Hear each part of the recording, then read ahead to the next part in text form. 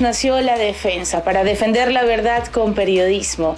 Mucho ha pasado desde entonces en la historia del Ecuador y también en la historia de este medio digital que llegó como una nueva apuesta, como esa apuesta que iba a revertir las narrativas falsas que se estaban armando sobre la coyuntura, con esa apuesta de profundidad periodística que ha venido siendo este medio llamado La Defensa, del que orgullosamente soy directora, con un extraordinario equipo de trabajo. Ha llegado el momento de hacer una evaluación, un recorrido por lo que les hemos entregado, porque primero necesitamos ver qué pasó durante este año. ¿Cómo les demostramos a ustedes que merecemos su confianza al momento de querer informarse? Para eso tengo a bien presentar a Mercy, que como siempre es mi par en este especial. El estilo de La Defensa empieza a marcar un antes y un después en el abordaje de la información, sobre todo el tratamiento de las noticias. Es así como La Defensa nace precisamente hace 9 meses, un 6 de marzo. Sale al aire y empieza a sumar a muchos defensores. Es por eso de que es momento de hacer una revisión de todos los hechos que hemos contado a nuestro estilo. Esto es, una mirada a La Defensa 2023.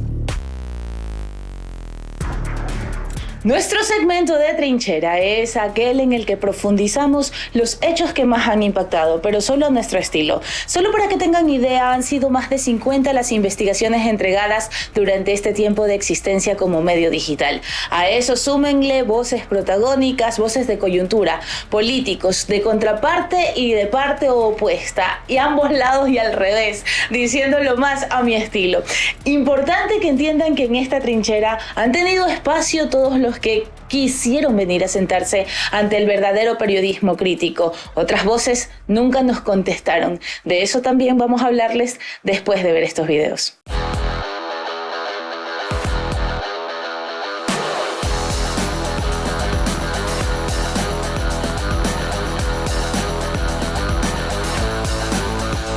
Hablemos de atracos inmobiliarios.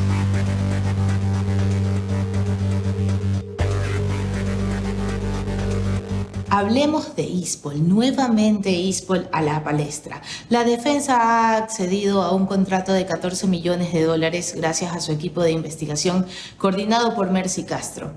Estos 14 millones se utilizaron para la construcción de 200 casas en Montecristi, que hoy están en abandono.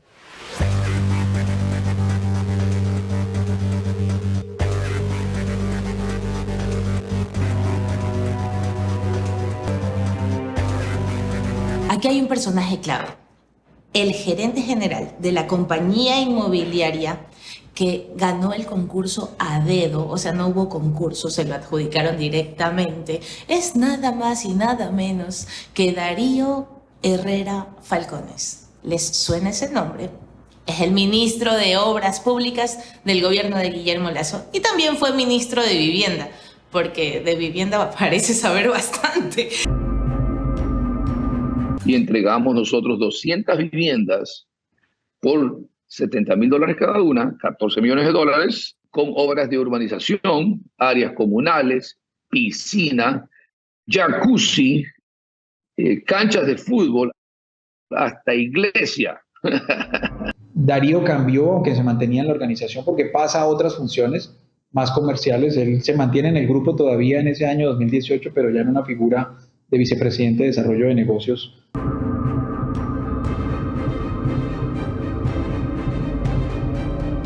Aquí la cosa es bien clara. Para nosotros que no sabemos, que no estamos especializados en el desarrollo de proyectos urbanísticos, nos vendieron el hueso y la carne se quedaron con ellos. Como si de una herida abierta se tratase, las huellas que deja la tala de manglar se extienden a lo largo del perfil de los esteros que se funden como venas sobre la reserva. Son extensas áreas de tierra donde antes hubo manglar y hoy hay, para un sector de cangrejeros cuyo recurso habita únicamente en este ecosistema, solo hambre. Es porque nos están quitando el territorio, pues, o sea, son sectores que nosotros trabajamos, de eso vivimos nosotros, del recurso cangrejo. Las empresas camaroneras que han sido señaladas por tala de manglar y cuyo hectareaje se desconoce son Álamos, Agli Pesca, Export Cambridge. Y hay otras zonas de tala que el Ministerio del Ambiente no identificó como empresas, pero sí le dio nombre a los sectores donde se encontró la tala. Sector Bypass 3, Sector Churute, Sector Tierra Nueva, Sector Bypass 3 Churute. Estas no presentan datos en la Superintendencia de Compañías. Las que sí lo hacen tienen capitales que ascienden a $500,000 y reportan impuestos a la renta de alrededor de $1,500,000 al año. Bajo de nuestros pocos o bastantes conocimientos. ¿Usted tuvo en sus manos el informe? Lógicamente, los informes en alerta amarilla. ¿Y qué hizo al respecto? En bajo a esas recomendaciones, actuamos de la manera correcta. ¿Pero qué hizo? Socializaciones, cortar el tránsito primero, crear los albergues, planificar. Antes, cuando usted recibió el informe de riesgo. Esas cosas lo hicimos antes. ¿Qué pasa? Ya invitábamos a la gente a que viniera a descansar en los albergues. ¿Hubo un plan de sacar a las familias de allí? Lógicamente tuvimos todo el plan de contingencia necesario. ¿Y se ejecutó? No pudimos hacerlo, eran 40 segundos del evento. O sea que estuvo un poquito tarde, señor alcalde. No, estábamos ahí presentes, estábamos nosotros hasta el último momento, a las 6 de la tarde, una hora antes del evento, nosotros estuvimos en territorio. Nosotros entendemos de competencia, señor alcalde, y vengo cubriendo catástrofes en Zaruma, inundaciones en Guayaquil, etcétera, etcétera. Yo entiendo el discurso de las competencias, lo entiendo perfectamente. ¿Qué hizo falta en el municipio para que usted pueda, en el marco de sus competencias, actuar a tiempo? Lo hicimos, actuamos a tiempo desde el primer momento, 2 meses antes, 3 meses antes estamos activos, todas las mesas técnicas trabajando en prevención. Eso creo que es responsabilidad y lo hemos cumplido. Hoy hay 71 desaparecidos, señor alcalde, parece que no estuvo tan a tiempo. Hablemos de desgracias que sí pudieron evitarse. La probabilidad era de que les había expulsado a la quebrada y se fueron contra la peña y luego cayeron hacia abajo. Una catástrofe que nunca se pensó. Ya no hay ni una persona, salieron toditos. Cada día me levanto y salgo acá a la balustrada y veo allá y es una pesadilla. Porque no sé por qué la naturaleza se ensaña con los más pobres. Y la impotencia que da uno. Creo que lloro por cobarde, lloro porque amo esta tierra, amo mi hijo. Nadie sobrevivió, están ahí. Esto es culpa del alcalde también, que no nos apoyó en nada. Ya no tengo ni lágrimas, ya no tengo ni qué hacer. He pasado sin comer de la desesperación. Había un mirador hermoso que la catástrofe borró del mapa junto con otras 24 hectáreas de la zona. Desde la parte alta del barrio Casual hasta las faldas del cerro en el Colegio González Suárez se fue todo. 850 personas están sin techo desde entonces. Nuevo Alausí quedó prácticamente enterrado. Era un barrio valiente de comerciantes informales muy trabajadores que jugaban fútbol los domingos con otros sectores. Solo 2 días antes del derrumbe estuvieron pidiendo al gobierno que arregle las vías y les dé un prometido hospital, sin siquiera imaginar que la noche de aquel domingo quedarían sepultados. Ya no habrá partidos de fútbol ni humitas vespertinas. Duelen las pérdidas. La montaña se llevó consigo la vida entera de medio centenar de familias. Lloran muertos algunas emblemáticas, como los Alvarado, los Caranqui, los Morocho, los Izataxi, los Paredes, los Llanes, los Moina, los Lema, los Peña, los Yunga. Estos 2 últimos grupos familiares perdieron cada uno a 11 de sus miembros. Hablemos de menores vulnerados.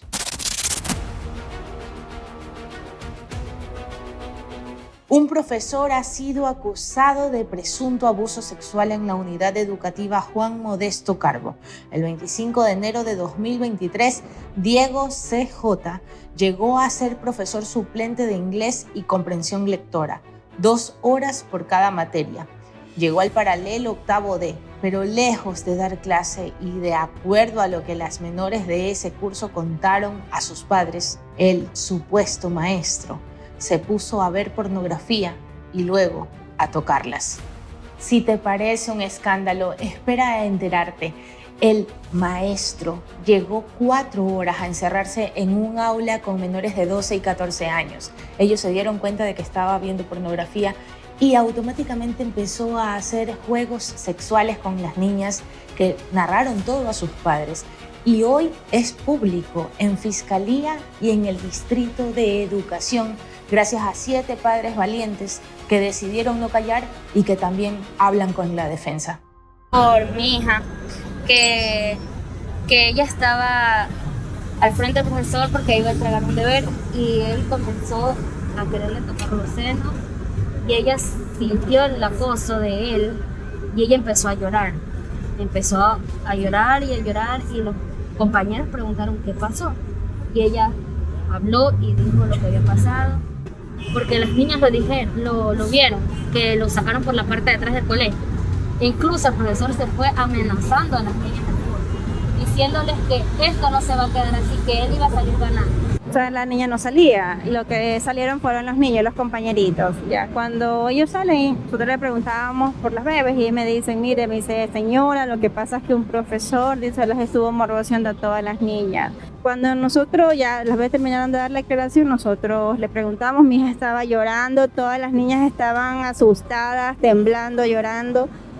Y ahí fue que mi hija me dice, mami, me dice, el profesor me tocó, me agarró las nalgas, me dice, me quería tocar los senos, yo no me quise dejar, se tapaba con el abrigo. En vista que la directora nunca nos atendió, nosotros nos dio molestia con los demás mamitas y nos acercamos a la fiscalía a poner la denuncia. Lo que esperamos a que lo destituyan. Sí, que lo saquen, le quiten licencia y que él no vuelva a ejercer su trabajo en ninguna otra institución. Flopec, contrato, pérdidas y motivación de juicio político. En las últimas semanas se ha hablado mucho sobre Flopec en el marco del juicio político al presidente Guillermo Lasso y por los polémicos contratos que se hicieron sin un aval jurídico, comercial y financiero, según la Contraloría General del Estado. ¿Pero qué es Flopec? Es la empresa pública flota petrolera ecuatoriana creada el 26 de marzo de 1973 y que se define como una empresa líder en el campo de transporte marítimo internacional en América Latina. Si bien nació con 2 buques, esto no ha cambiado mucho. Después de 50 años de operaciones, Flopec tan solo tiene 11 barcos y alquila 40. Por estas falencias empezaron los contratos internacionales para resolver la transportación del crudo. Algunas de estas asociaciones que parecían un alivio terminaron siendo un perjuicio. Es aquí donde empieza esta trama que al momento deja una millonaria pérdida para el Estado y a un presidente a puertas de un enjuiciamiento político. Hagamos un repaso. Fue en noviembre de 2021 que un informe de la Contraloría reveló que los cambios en la modalidad asociativa dejaron una pérdida de $6.1 millones para el Ecuador en los meses de marzo a diciembre de 2020. En este periodo se detecta que en los ingresos de distribución de las ganancias el monto final fue de 41.5 millones, mientras que en los ingresos después de la distribución de ganancias fue de tan solo 35.3 millones. No fue la única anomalía.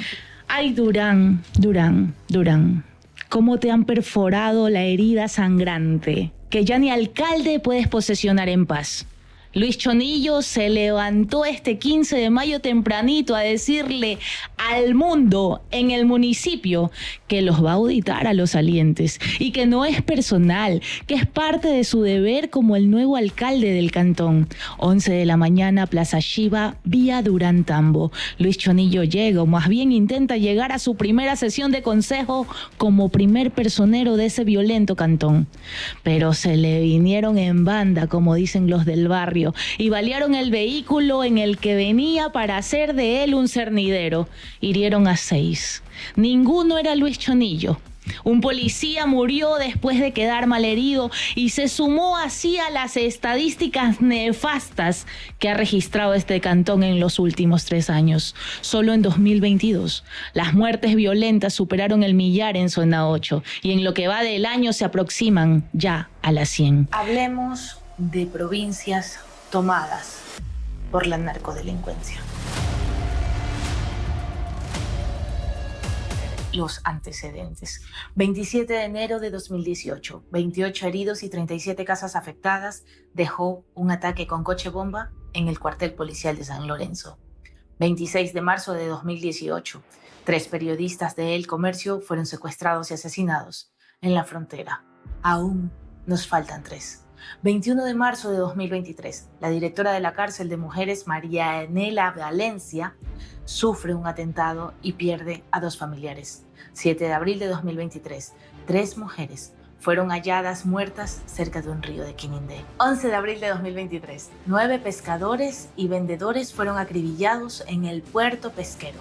30 hombres llegaron en lancha al lugar. 2 de junio de 2023, 3 pisos de la unidad judicial civil fueron incendiados. No hubo muertos. En 2022 se registraron 511 muertes violentas en Esmeraldas. Es la provincia más violenta del país, con una tasa de 77 muertes por cada 100.000 habitantes. El 95% de los casos ligado a crimen organizado. Hablemos de territorios donde la prevención es un mito.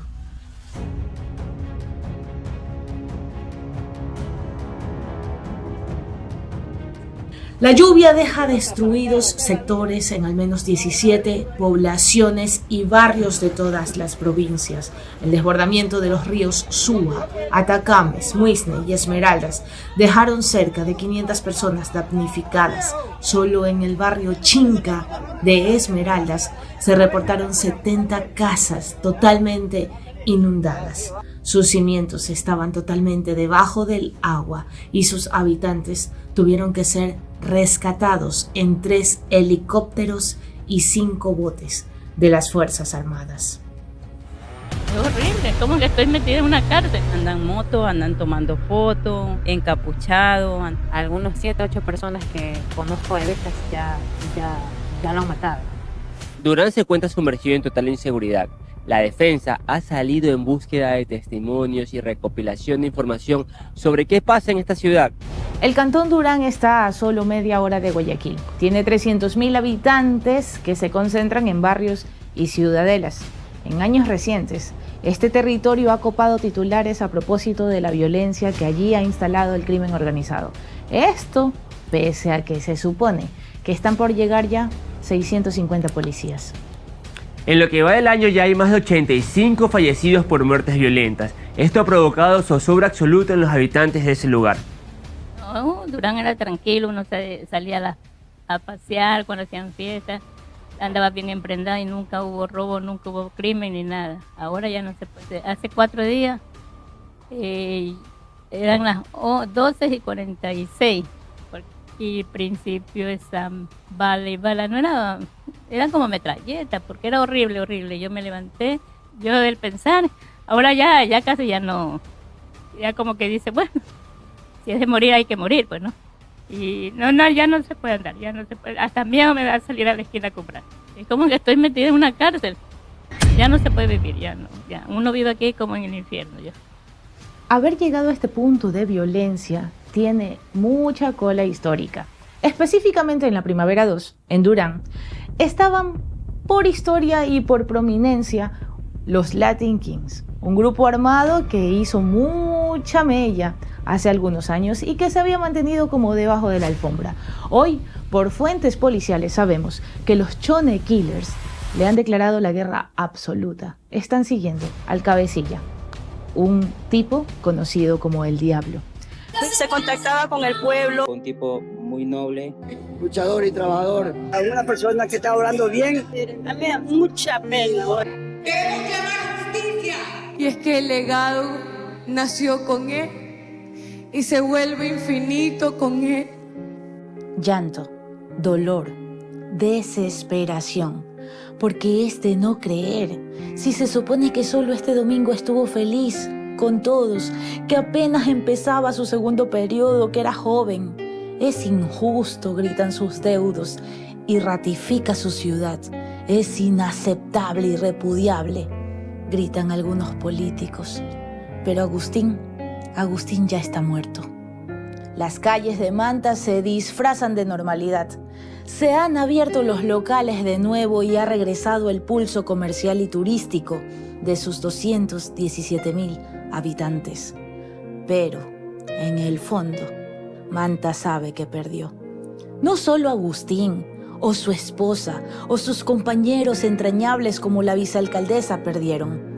Se cuenta en taxis y veredas que él era un alcalde de esos que no se olvidan, que era un man bacán, chévere, muy humano. La fruta apetecida por el narcotráfico. Con 230.000 hectáreas de producción y un crecimiento de más del 2,6% en las exportaciones en el primer quimestre de 2023, Ecuador vendió 102.8 millones de cajas de banano. ¿Pero realmente solo exportamos banano? Son más de 1.000 toneladas de droga decomisadas en Ecuador a partir de 2015, que incluye incautación en contenedores de banano. El país experimenta una grave consecuencia de la incursión de grupos ilícitos en nuestro territorio, llegando a afectar a la producción y a las terminales portuarias. 7 puertos están en el país. Los que mayor intervención tienen en torno a este tipo de eventos es en los de Guayaquil, también en el de Puerto Bolívar.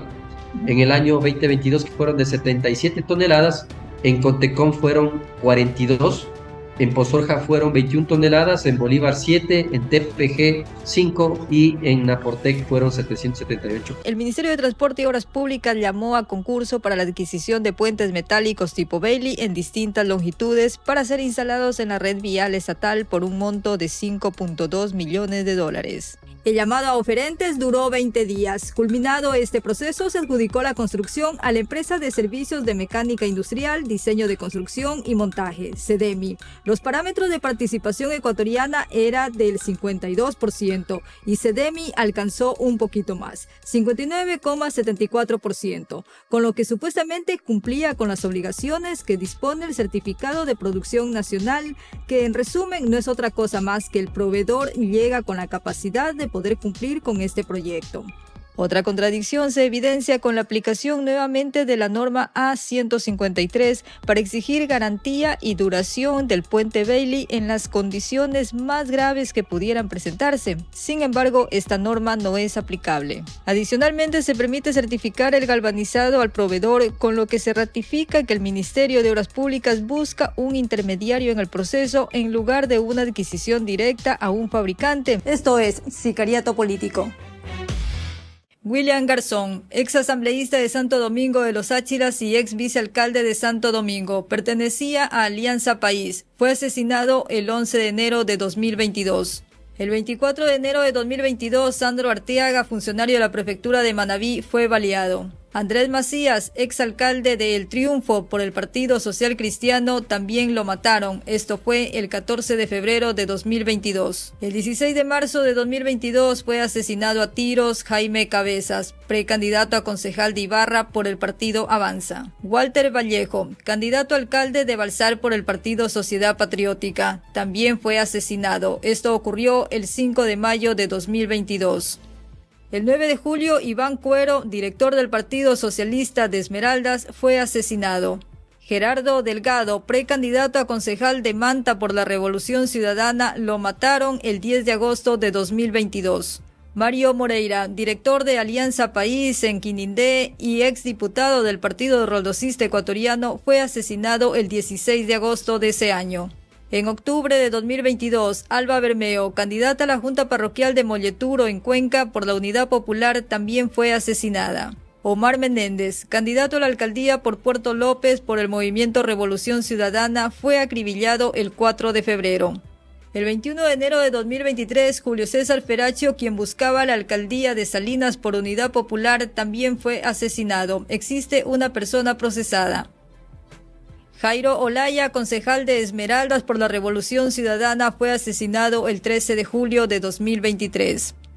Rider Sánchez, candidato a asambleísta por la alianza Actuemos 823 por la provincia de Esmeraldas, fue asesinado el 16 de julio.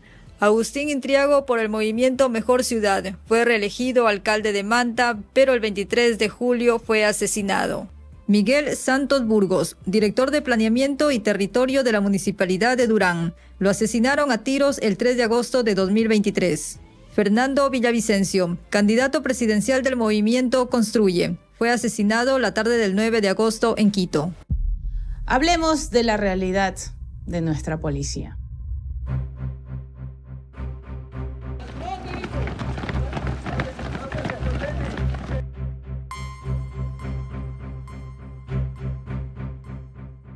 Lazo se comprometió a graduar a 30.000 policías nuevos.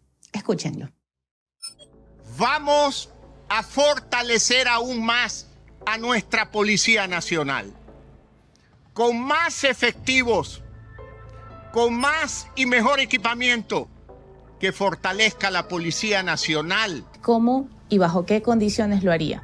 Y para eso, ustedes tienen a la defensa, que ha seguido 3 meses el proceso de preparación de esa nueva policía y se ha encontrado con sorpresas espeluznantes.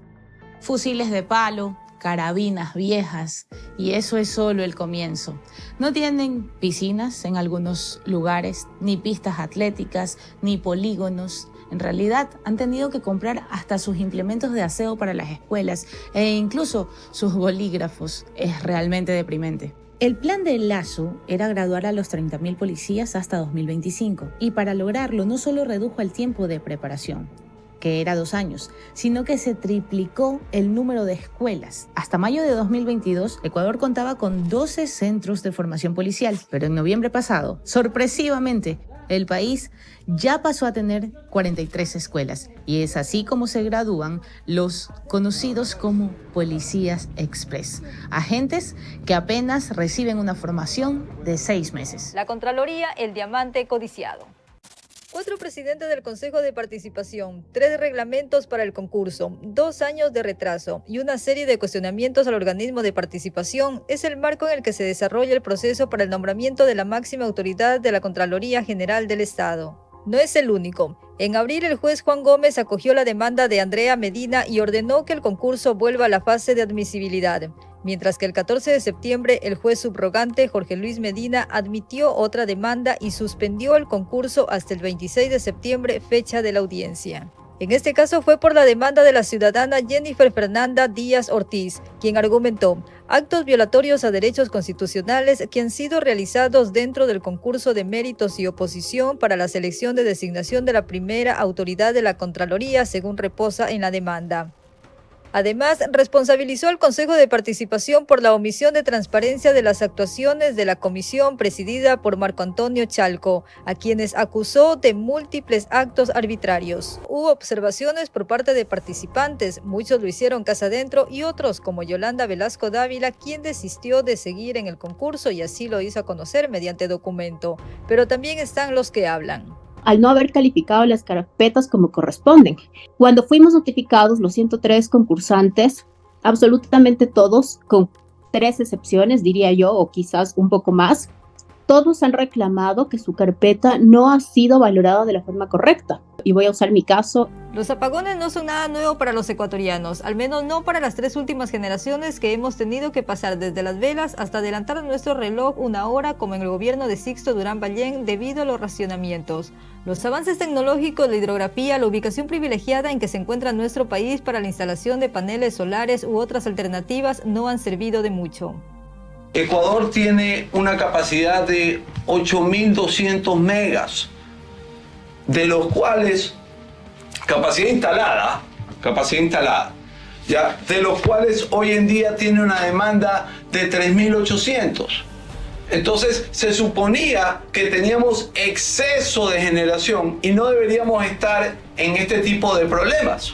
Y es que Ecuador requiere de $5.000 millones para poner en marcha 2 megaproyectos que generen 3.000 megavatios. Actualmente se gasta $8.000 millones en la importación de combustible y unos 300 millones en el mantenimiento solo en 2023. El gobierno del presidente Lasso ha concesionado 800 megavatios de nueva generación de energías renovables, 200 megavatios para la planta fotovoltaica en el Aromo, 100 megavatios para la planta eólica en el Villonaco, 500 megavatios de pequeños aprovechamientos hidroeléctricos, fotovoltaicos y eólicos, que obviamente están en proceso de firmarse los contratos respectivos. La demanda eléctrica ha aumentado entre 10 al 12% en este año, mientras que en 2022 bordeó el 4%. Esto obligó a que al menos 8 provincias se queden sin el servicio eléctrico el 4 de octubre.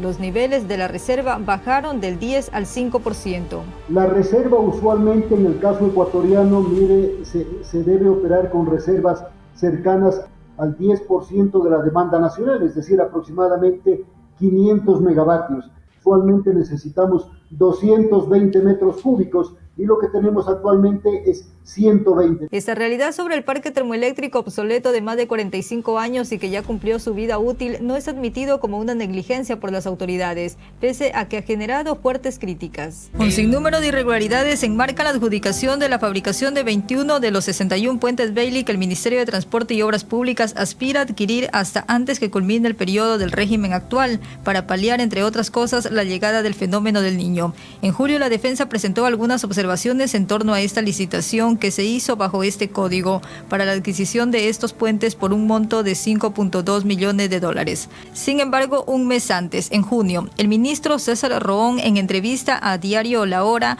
afirmó: en Ecuador no hay empresas que tengan este tipo de puentes, cayendo en una contradicción luego de que el CERCOP emitiera la certificación de existencia de verificación de producción nacional y sea esta, la empresa de servicios de mecánica industrial, diseño de construcción y montaje, la que califique, lo cual daba ventaja a dicha empresa, que tampoco ha sido transparentado de dónde salieron.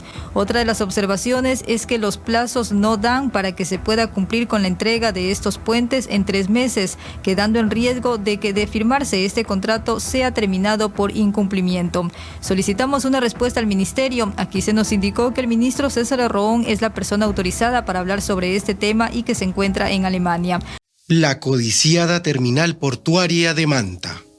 La terminal portuaria de Manta tiene inversiones que superan los $60 millones y pasó de enviar 622.000 toneladas en 2016 a 1,1 millón de toneladas en 2022.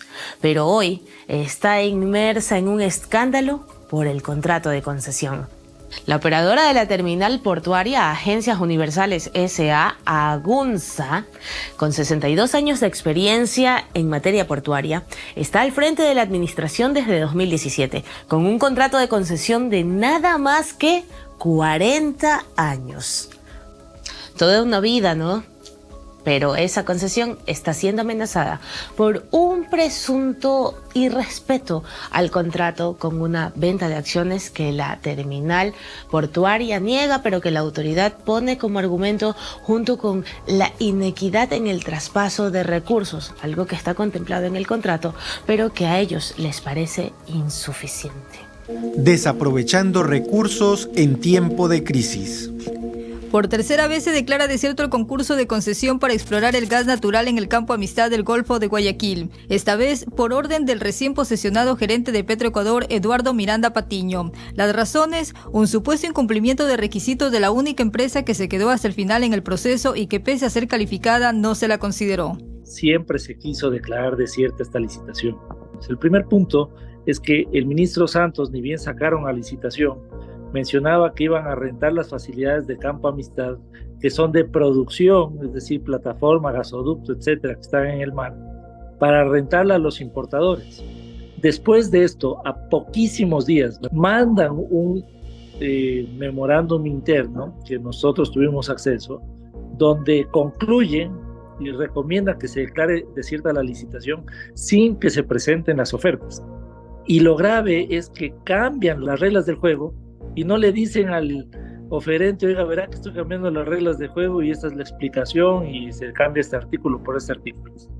Petroecuador cita el reglamento a la normativa de procedimientos para las contrataciones de actividades de exploración y explotación de recursos hidrocarburíferos tanto de Petroamazonas y Petroecuador para aclarar que bajo ninguna circunstancia la Comisión de Evaluación requerirá la convalidación de documentos o información no requeridos en el sobre 1 y tampoco requerirá a las empresas interesadas la justificación de condiciones no previstas en los términos de referencia. Nos califican con unas reglas que son diferentes a las reglas iniciales y nosotros le decimos a la autoridad: oiga, en el acta no está esto, pero ya que usted ha cambiado, permítanos poner la documentación que se aplique para que también cumplamos con eso. Pero ¿sabe lo que dicen? Que no, que se declara desierto.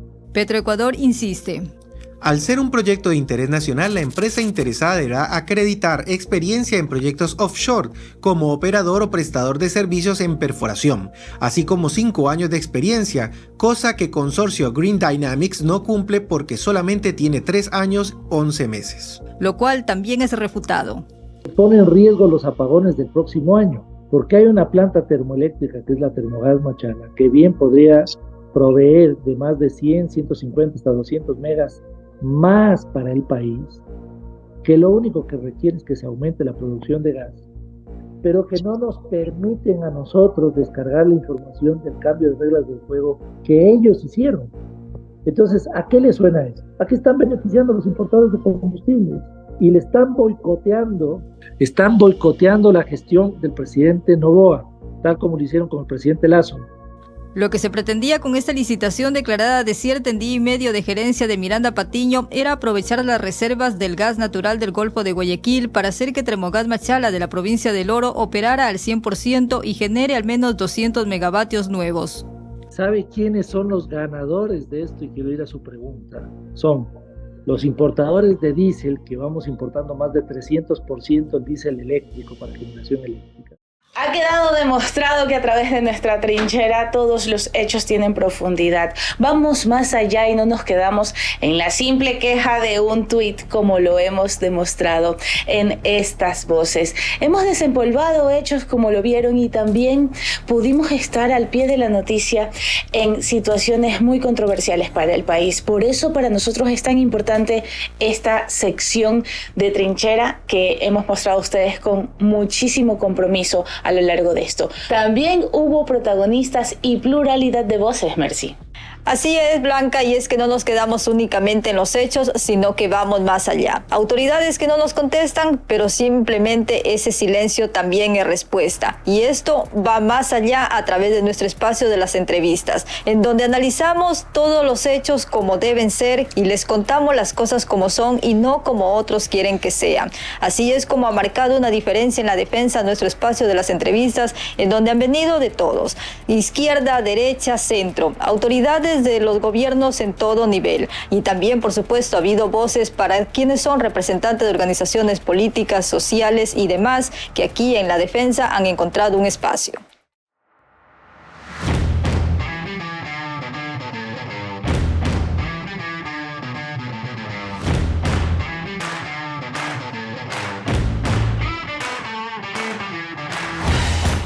Porque lo cierto es que este gobierno no le ha podido garantizar a los ecuatorianos salud, educación, vivienda, seguridad, 4 pilares básicos para obtener un mínimo pacto social en la población ecuatoriana, porque prefirió ocultar un informe del caso León de Troya para proteger a su cuñado, el señor Danilo Carrera Druet, la mafia y el narcotráfico.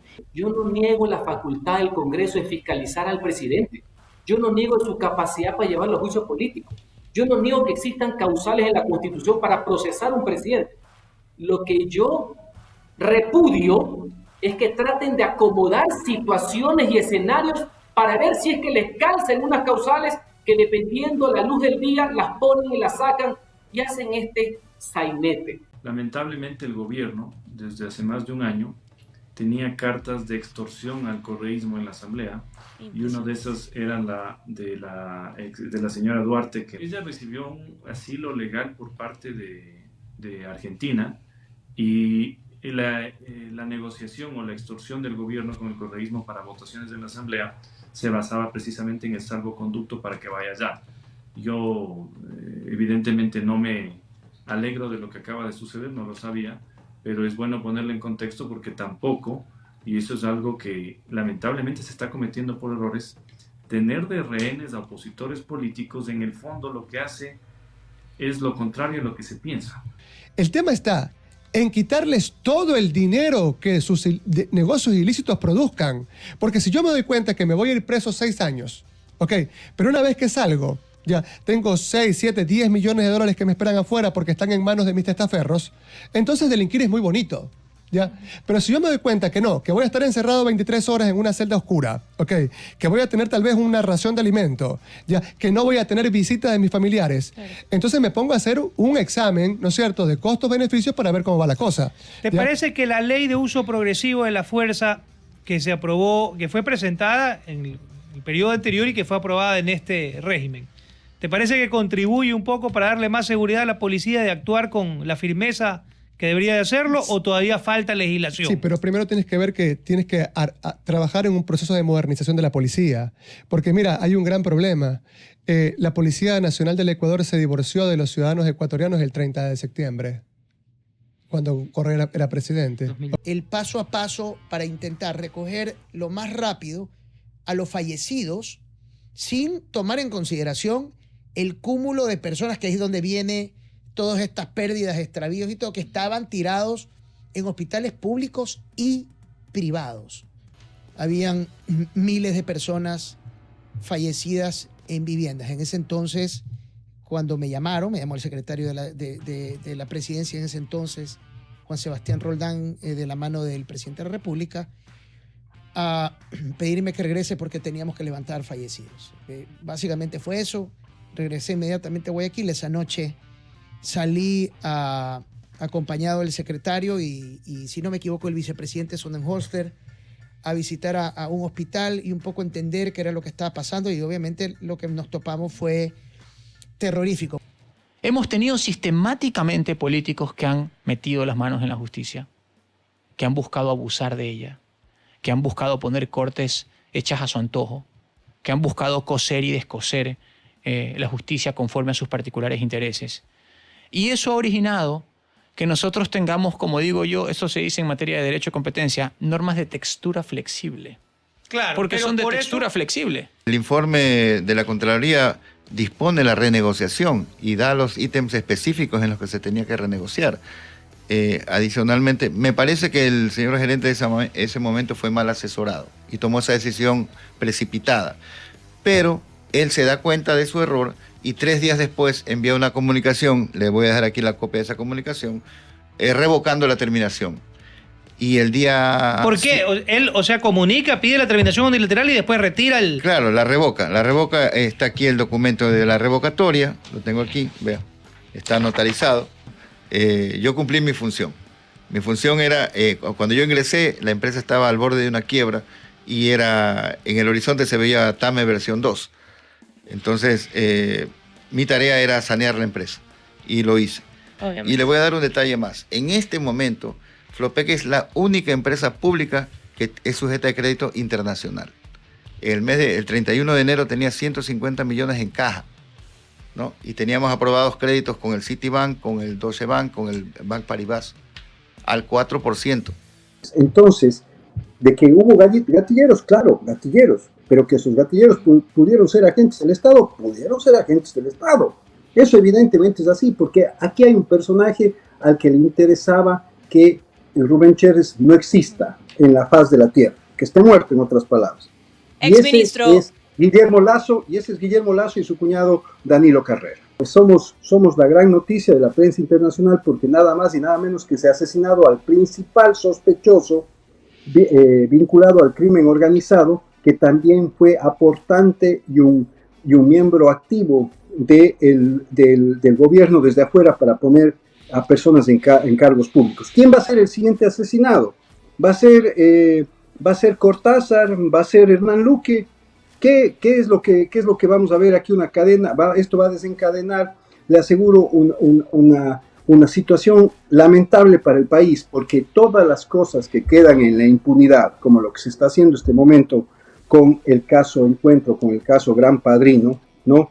Todo esto que queda en la impunidad, lo único que va haciendo es desinstitucionalizando el país, desinstitucionalizando a la Policía Nacional. El presidente de la República es en gran parte el responsable de lo que le está sucediendo políticamente, porque siempre digo yo, con todos se acercó, con todos pactó y con todos se peleó. Esa convocatoria al encuentro terminó siendo más pronto que tarde, muy rápido, en menos de 6 meses, un encuentro, pero de la UFC, para darse golpe.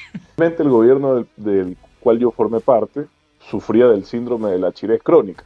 No había ni para pagar los sueldos. Esa es una realidad innegable. Se pasó las peores crisis posibles y se tomaron decisiones difíciles que le permiten esas decisiones al gobierno actual hoy celebrar lo que ellos han definido como equilibrio fiscal.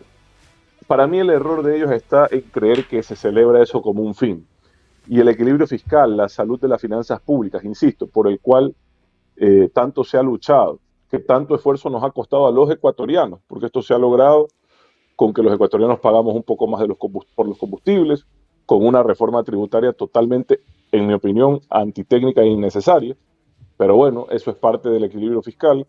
y con la renegociación de la deuda externa del 2020. Son los tres elementos principales del equilibrio fiscal actual y evidentemente el alza del precio del barril, que no es mérito de nadie, sino fruto de una triste situación en Ucrania, ¿no? Pero bueno. Que la inflación, que decía el presidente, que la inflación baja cuando no hay choques o cuando hay tranquilidad. El mandato 2, la constituyente de Montecristi dispuso la homologación salarial y no lo hicieron.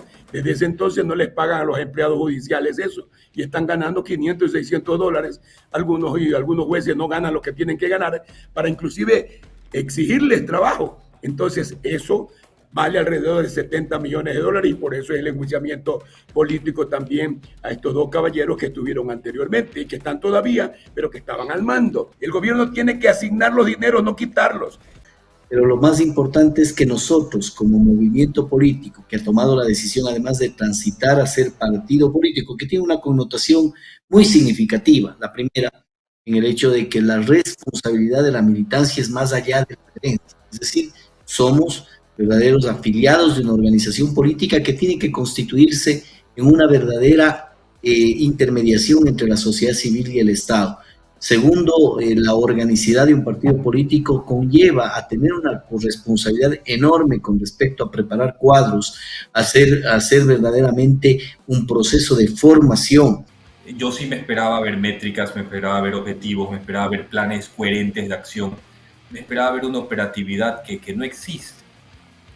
Y eso fue un golpe muy duro con la realidad. Y finalmente entendí por qué estamos como estamos.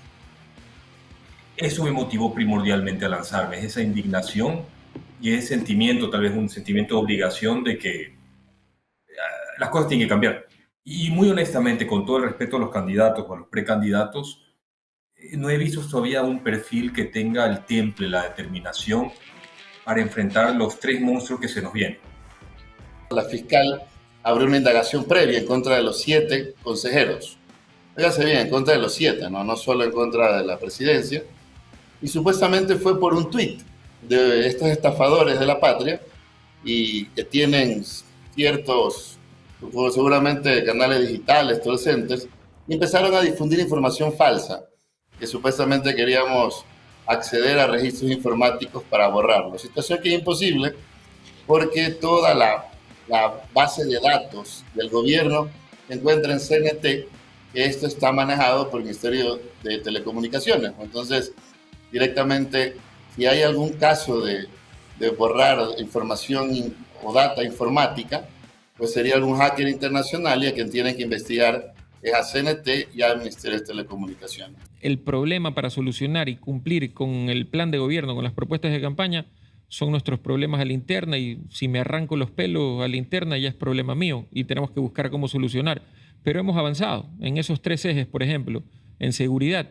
Empezamos ordenando la casa. La dirección de CUACME, que es de los policías metropolitanos, está alejada de la Corporación para la Seguridad Ciudadana, funciona como dirección ahora y no tenía ningún tipo de coordinación con la Corporación para la Seguridad Ciudadana. Era una policía metropolitana que servía simplemente para molestar al comerciante mal llamado informal, incluso para presionar a ciertos comerciantes y cobrarles dinero para ciertos espacios dentro del centro de Guayaquil y a los alrededores. Entonces, hemos creado ya, después de la aprobación del Consejo Municipal, la empresa pública de seguridad que se va a llamar Segura EP, donde va a tener dentro de su estructura el control de la Policía Metropolitana de Guayaquil. Vamos a tener, por supuesto, la dirección de gestión de riesgos. También va a pasar dentro de la estructura de empresa pública de seguridad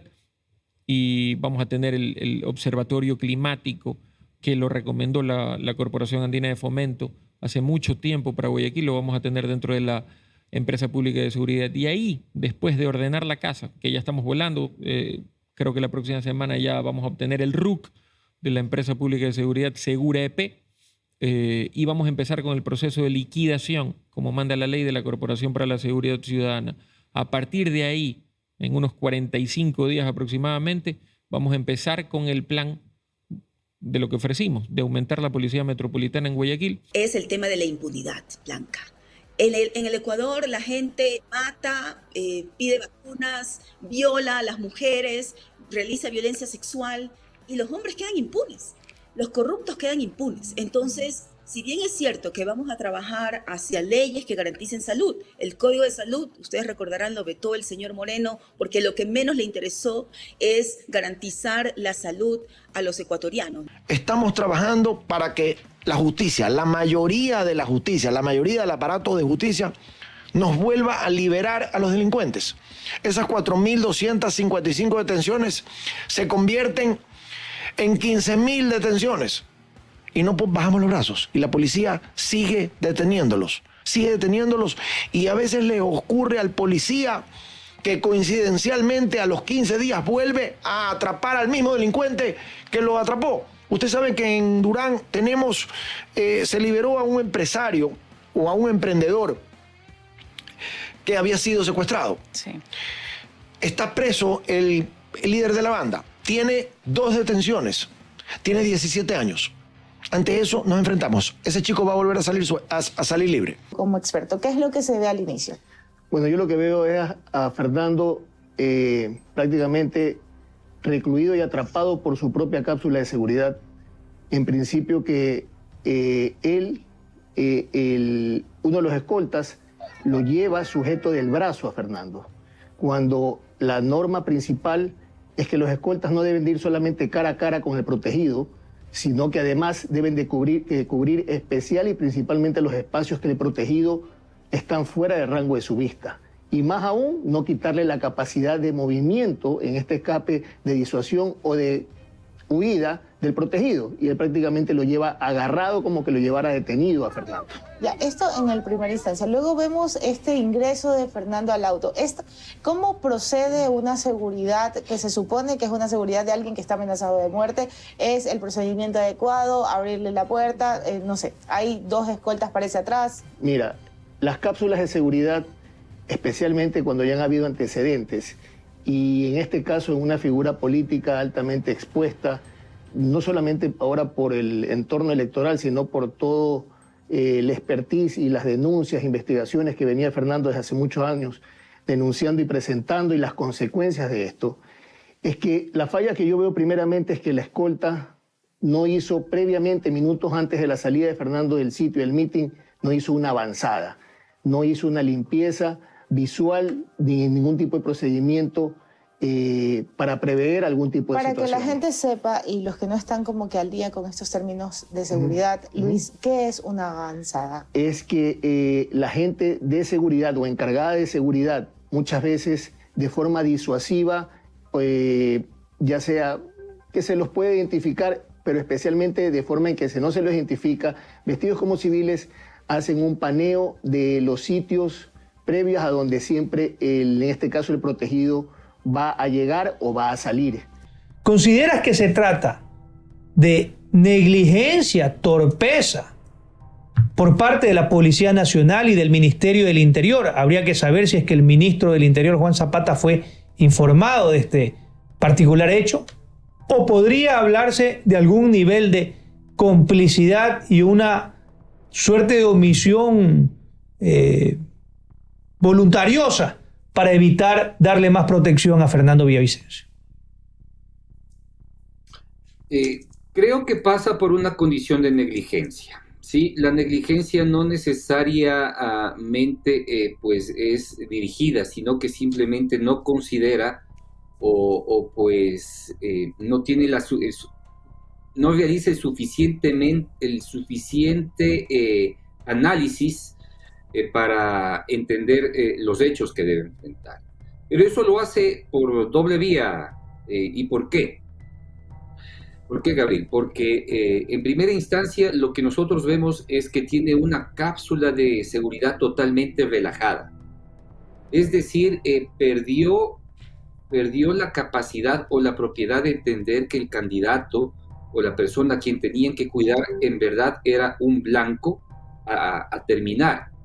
Y simplemente no existieron allí ningún tipo de protocolos que permita que permita actuar con claridad el momento de los hechos. ¿Es correcto el análisis o la lectura que hace este economista? Hablamos de José Alvear. Escuchemos, por favor, producción. No solamente se están, como lo voy a demostrar, malgastando recursos que son dineros del Ecuador, que están alrededor de 310 millones de dólares. El inefable señor Uquillas, cuando volvió a este gobierno, porque él está desde el gobierno del señor Correa, pasó por el gobierno del presidente Moreno y ahora el presidente Lasso también lo trajo. En una entrevista manifestó que él con 80 millones de dólares daba mantenimiento a las termoeléctricas y con eso se desaparecía el fantasma de los apagones, indistintamente de que existiese o no existiese estiaje. Entonces la pregunta es, ¿por qué se gasta ahora 310 millones con una contratación de una barcaza que le cuesta 240 millones al año al país? Si el señor Uquillas hubiera invertido esos 80 millones para mantener ese obsoleto parque de termoeléctricas, si el señor Uquillas hace rato se hubiera dedicado a instalar la turbina a gas y la turbina a vapor que hay en Termomochala y hubiera aumentado la capacidad de 150 a 300 megas, no tuviéramos este problema. Esa es una interpretación que hace este economista que, como es público, envió un comunicado dirigido al presidente de la República en donde hacía este análisis. ¿Qué tan cierto es? ¿Es correcto de que con 80 millones de inversión no estaríamos pasando toda esta angustia por ahora, que podría volverse una realidad quizás en las próximas semanas? Gracias, Bercy. Sí, muy importante. No conozco a este analista. Mire, yo llevo 45 años en el sector eléctrico y nunca había conocido a un analista con ese nombre y apellido. Así que yo guardo mis recaudos y mis reservas respecto a la validez de esos pronunciamientos. Sin embargo, como hace referencia a mi persona, voy a desenmascararlo, digamos, de todas esas falacias y aseveraciones que sin ningún fundamento hace.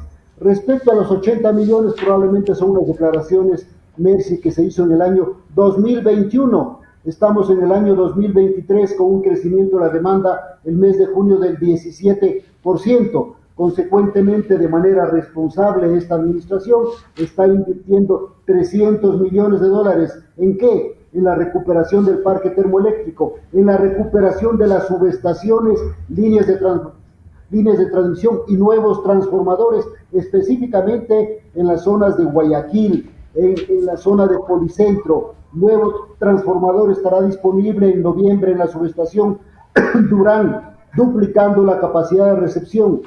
Estamos instalando un nuevo transformador en la subestación El Oro para servir de mejor manera a Machala. Es decir, esos 80 millones fueron en el año 2021, nunca tomaron en cuenta la parte de transmisión, que es muy importante, específicamente en el área de Guayas, Guayaquil y la costa.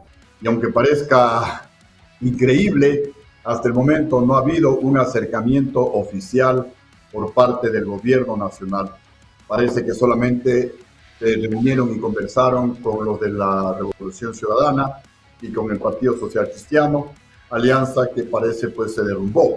Con nosotros no han conversado. Lo que hemos criticado es que la dirigencia del bloque del partido de gobierno, del gobierno entrante, comenzó a conversar con los asambleístas de Sociedad Patriótica, cuando lo propio, lo ético, lo normal, lo correcto, era conversar con el presidente del Partido Nacional, Sociedad Patriótica. Pero lamentablemente, pues, tal vez por inexperiencia, cometieron estos errores para tratar de desgranar asambleístas de un partido conformado. Eso no se hace, y por eso es que nuestra bancada se llama ética política, porque hay que actuar con ética política desde antes y obviamente cuando estemos en la Asamblea Nacional. Ojalá con la venida del presidente de la República en los próximos días se pueda conversar, porque nosotros públicamente hemos mencionado que queremos apoyar al gobierno nacional, queremos apoyar al presidente de la República, y la mejor forma de apoyarle será fiscalizando a los ministros, para obligarles a los ministros a que cumplan, a que trabajen. Gente de Novoa a decirles, bueno, ustedes van a tener tales espacios. ¿Qué es lo que hay detrás? Porque usted es un asambleísta con experiencia, usted no es novel en esto. Entonces, usted nos puede contar bien cuáles han sido esas motivaciones. Pues no creo que ahorita, después de haber militado en la primera vuelta, de haber pasado lo que pasaron, se declaren novoístas pues de buenas a primeras, pues, ¿no? Bueno, nosotros somos villavicencistas y nosotros representamos el legado de Fernando Villavicencio. Y en ese sentido hemos sido muy claros que nuestra agenda es netamente legislativa, nosotros somos legisladores y también hemos dicho que no queremos apoyar al gobierno en un apoyo ciego. Cuando los gobiernos logran esos apoyos ciegos, cuando logran que se aprueben más impuestos, cosas absurdas, cuando logran comprar conciencias al interior de las asambleas nacionales. ¿Cómo compran esas conciencias al interior de las asambleas nacionales? Dándoles cargos. Les dan la ANT, les dan las aduanas y con eso ya pues les ensuciaron y como les han ensuciado ya les tienen para siempre y les someten a votar cualquier barbaridad. ¿Cuánto se invirtió en la reparación, mantenimiento e impulso de los proyectos del sistema? Se invirtió algunos cientos de millones, no tengo la cifra porque cada empresa eléctrica es independiente, ¿verdad? Primero, el Estado ya no tiene para expandir la generación eléctrica. Y segundo, el 90% de las plantas hidroeléctricas están en la región oriental. No llueve ahí y se paraliza el país. ¿Qué errores cree que se cometió en la entidad a propósito de esta crisis energética haciendo un mea culpa? ¿Qué me responde?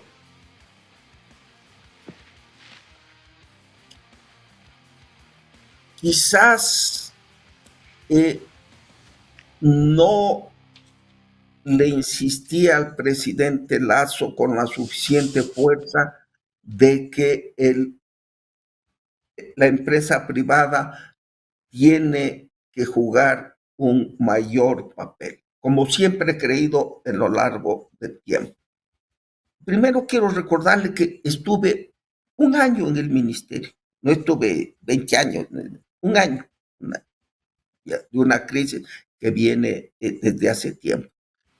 También confié, cuando pasé la crisis del año 22-23, Colombia fue muy generosa y nos vendió electricidad barata. Quizás asumí que iba a pasar lo mismo en esta crisis. Me equivoqué. ¿Cuáles son las tareas pendientes de esa justicia ecuatoriana para recuperar su institucionalidad, María Josefa? No sé si tan grave o más grave es la indiferencia de la gente. Hemos perdido la capacidad de asombrarnos, ¿no? Aquí hemos acostumbrado a que vienen los presidentes, tiran abajo los congresos, te saco patadas, te insulto, te enjuicio porque me caes mal o te comienzo a perseguir porque no permites que yo entre a gobernar donde tú legítimamente tienes el poder. O hay presidentes que necesitan pactar con la mafia para poder quedarse y guardar un silencio cómplice. O hay presidentes que prefieren no pactar con la mafia y entonces lo hacen todo para derrocarlo y conspirar. Esa es la realidad en los últimos años. Quien diga lo contrario, vive en el Marte.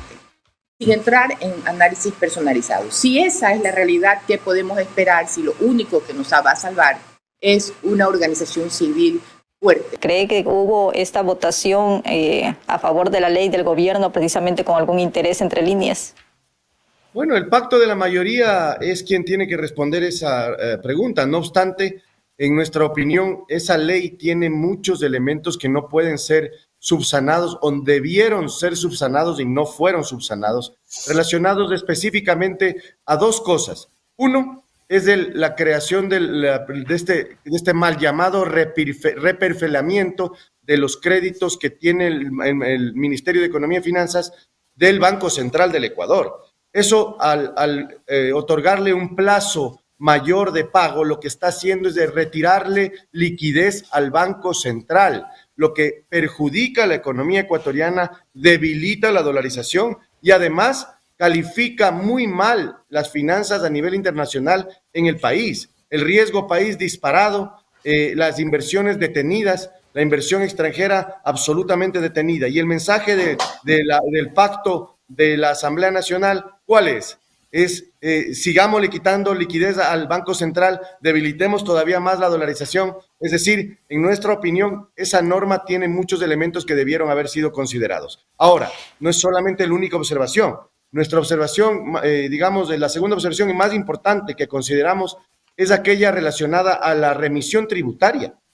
Se está permitiendo una remisión tributaria con dedicatoria a varios empresarios, de los grandes empresarios y sobre todo los grandes deudores de este país. Allí encontramos muchas empresas, muchas personas que terminan siendo beneficiarias de una remisión tributaria con dedicatoria, con nombre y apellido.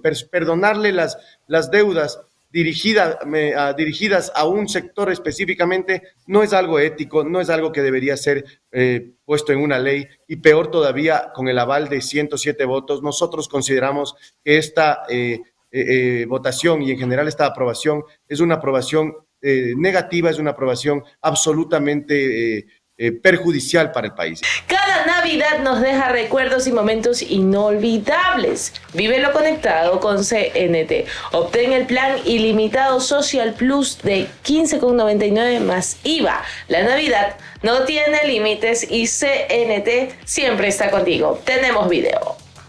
Cada Navidad nos deja recuerdos y momentos inolvidables. Vívelo conectado con CNT. Obtén el plan ilimitado Social Plus de 15,99 más IVA. Navega con planes de 300 y 500 megas de internet fijo desde 21,96 más IVA. Haz que tus recuerdos duren de por vida con los mejores celulares que te trae CNT. Porque esta época es de conexiones que duran toda la vida. La Navidad no tiene límites. CNT siempre contigo. Seguimos con las menciones y ahora la Alcaldía Ciudadana de Guayaquil te trae La Voz Ciudadana, una conversación desde el Sillón de Olmedo, y es una serie de podcasts que constituye un espacio para que los funcionarios invitados detallen a la ciudadanía los programas y proyectos que se lideran. Se transmite todos los miércoles a las 8 de la noche a través del canal de YouTube de la Alcaldía de Guayaquil. Vamos a ver. Esto es lo que los guayaquileños ven. Pero puertas adentro del municipio suceden muchas cosas, unas buenas y otras mejores. Hemos activado campañas de dengue. Un espacio limpio, ordenado y seguro. Tenemos un plan, tenemos un objetivo. Entérate de la planificación, ejecución y trabajo de las personas que con su conocimiento y experiencia contribuyen a la transformación de Guayaquil. Todas estas cosas son lideradas por el alcalde. La Voz Ciudadana, una conversación desde el Sillón de Olmedo.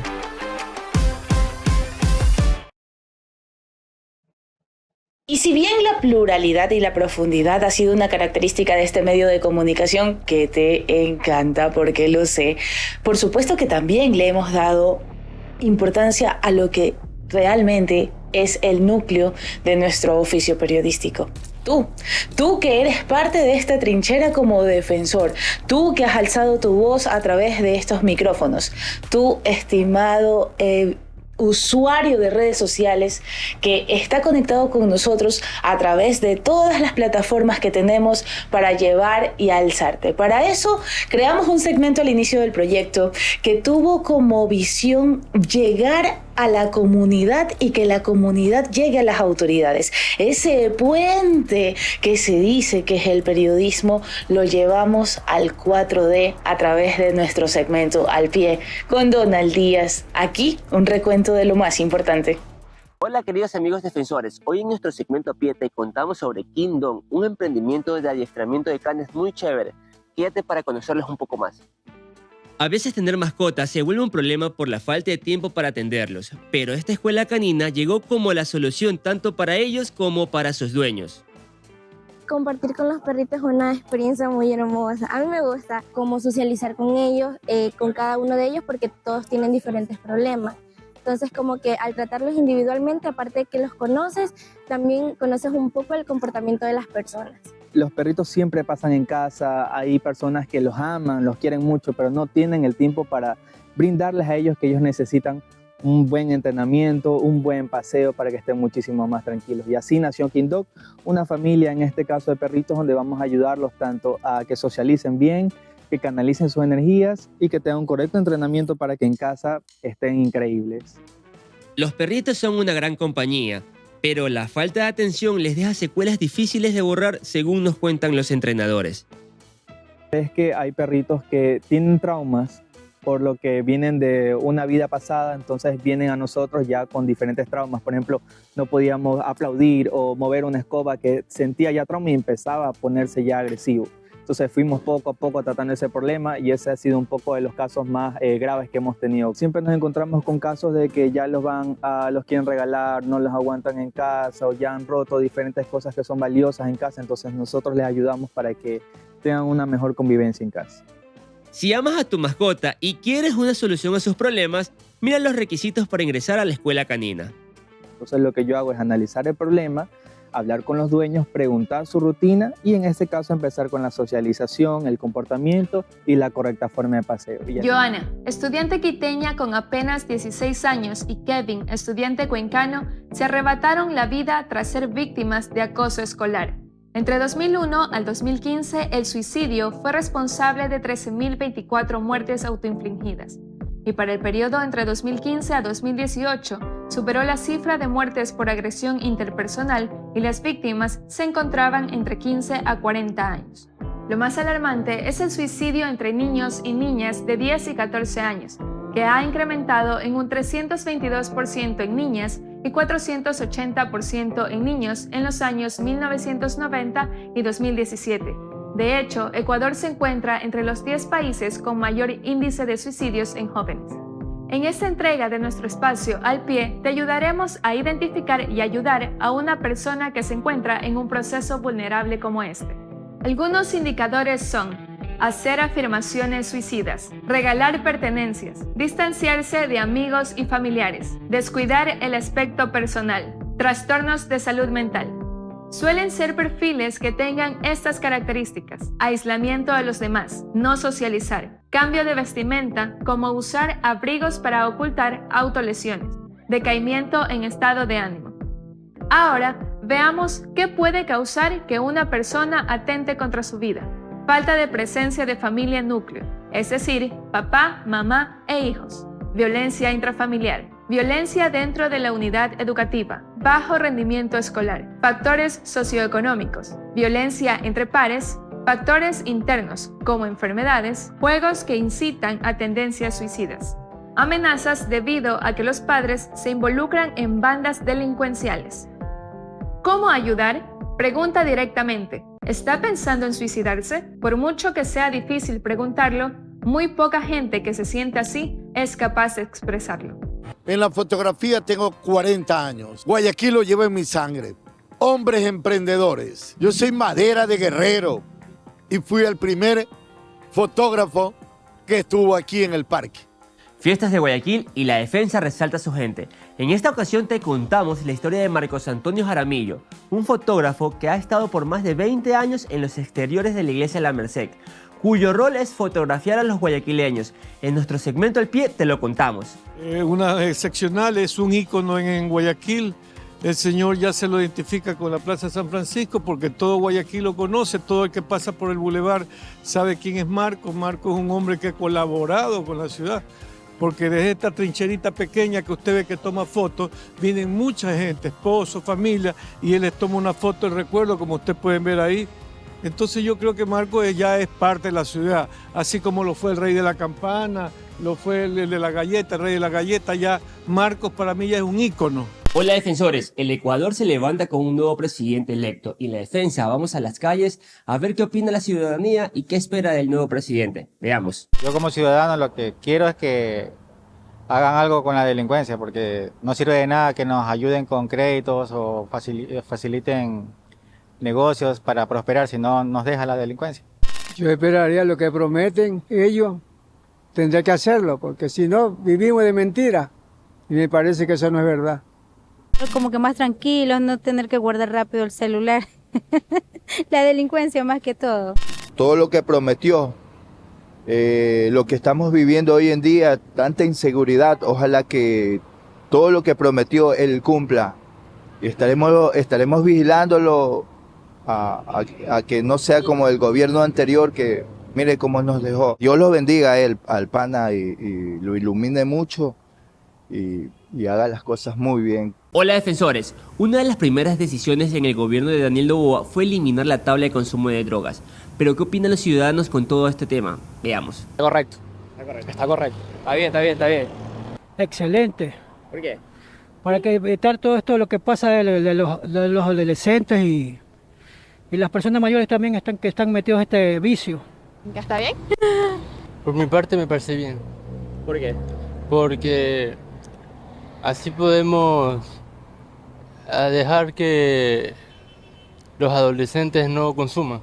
En todo campo de batalla existe una trinchera, como hemos visto, y ustedes, nuestros defensores. Pero una trinchera sin una misiva, sin una nota de ese soldado, pues simplemente se queda en una línea. Es por eso que hemos atravesado un más allá. Los temas coyunturales los hemos tratado a profundidad y, como hemos dicho desde el inicio de este programa, al estilo de la defensa, sin dejar nada de lado, irnos más allá del simple hecho, del simple titular o del simple decreto. Es así como te presentamos un resumen de las misivas que se han dado a lo largo de este tiempo.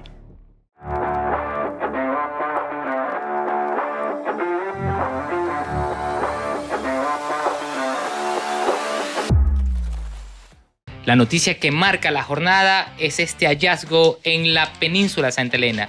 La muerte de Rubén David Cherres Fayoni. Vamos a ver unas imágenes porque finalmente llega la policía porque Rubén David Cherres Fayoni fue encontrado muerto la tarde de este viernes 31 de marzo en la entrada 1 del balneario Punta Blanca, esto es, al norte de la provincia de Santa Elena, junto a otras 3 personas. Estas otras 3 personas, entre ellas un guardia de seguridad y una mujer, todavía no han sido plenamente identificadas.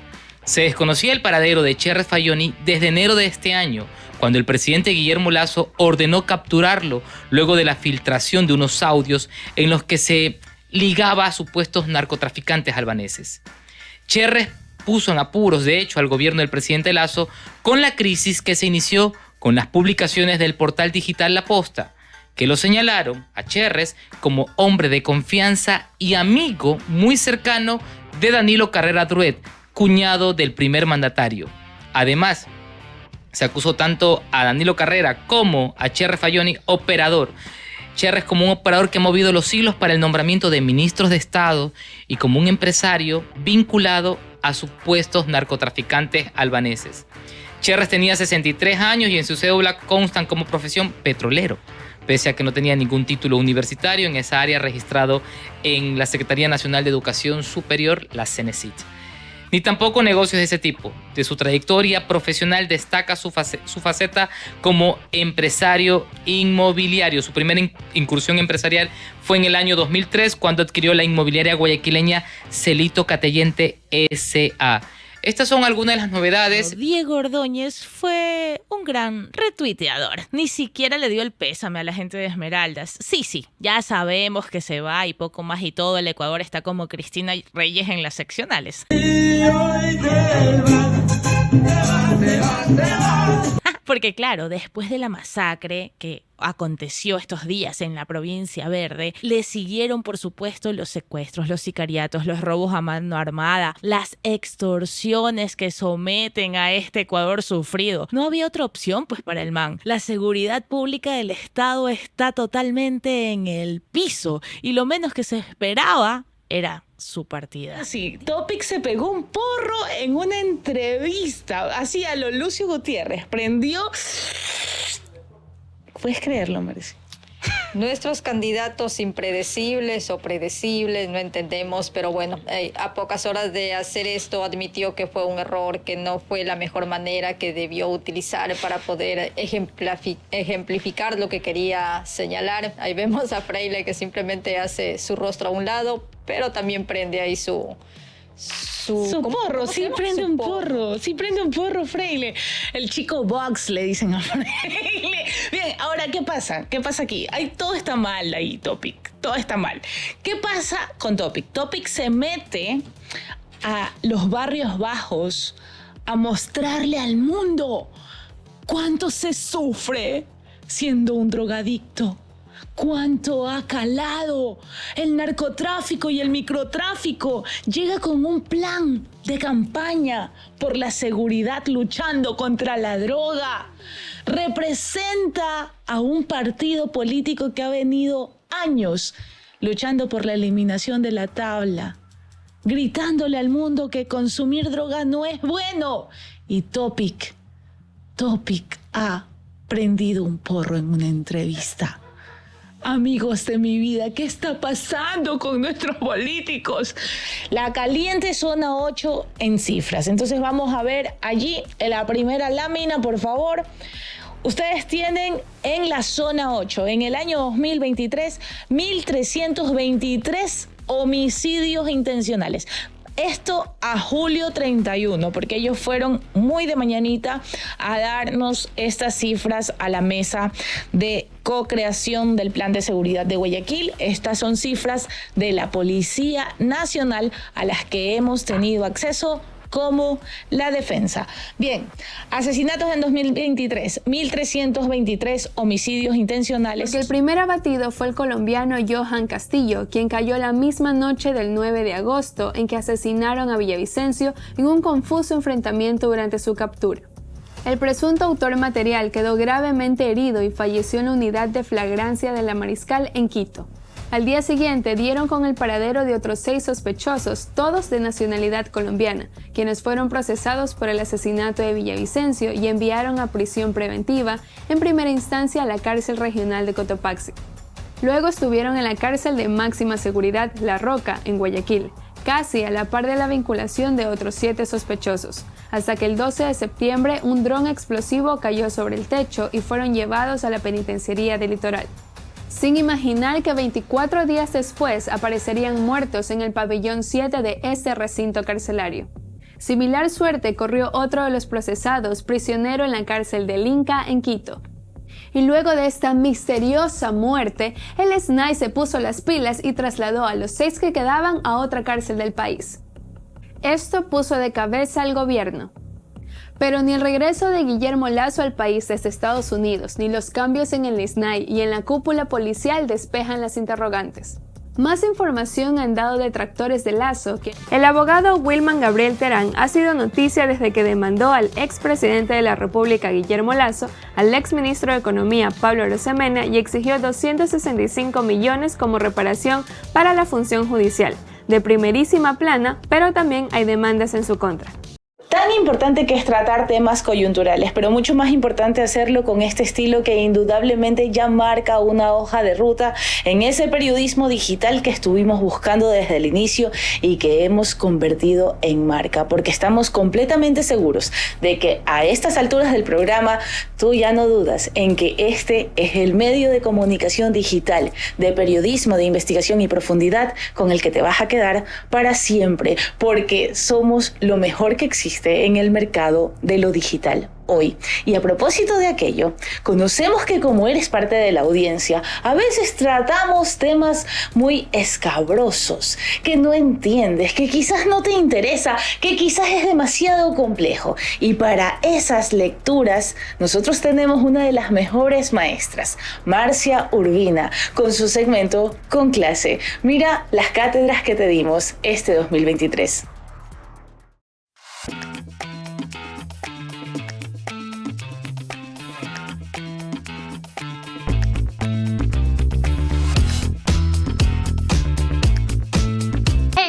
Sí, tú, ya basta de ver universidades y no mover ni un dedo. Levántate y prende esa computadora. ¿Quieres obtener un título? ¿Conseguir un trabajo? ¿Hacer una maestría?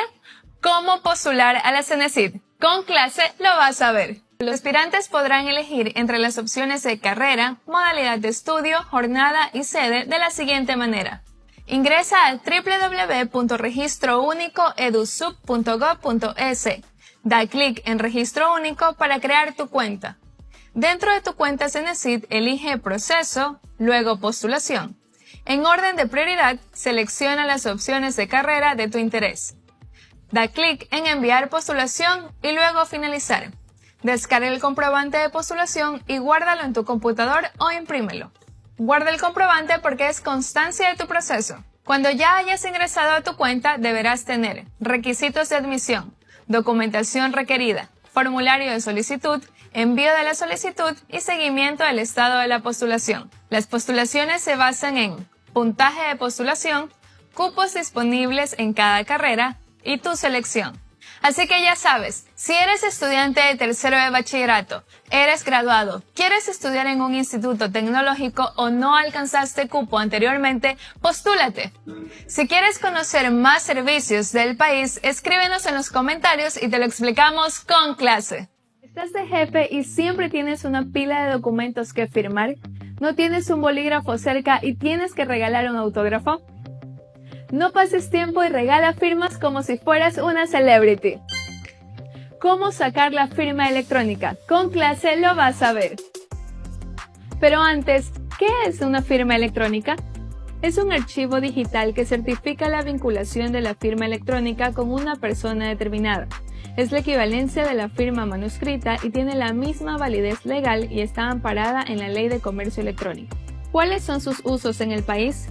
Facturación electrónica, importaciones y exportaciones, firma de documentos en Keybooks, pliegos de compras públicas, firma de documentos en general. ¿Qué requisitos necesitas? Digitalizado de cédula o pasaporte a color, digitalizado de papeleta de votación actualizada, digitalizado de la última factura de pago de servicios básicos. Y aquí vamos paso a paso.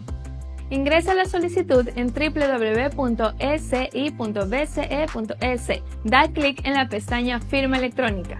Ingresa a Solicitud de certificado. Llena el formulario y adjunta los requisitos solicitados.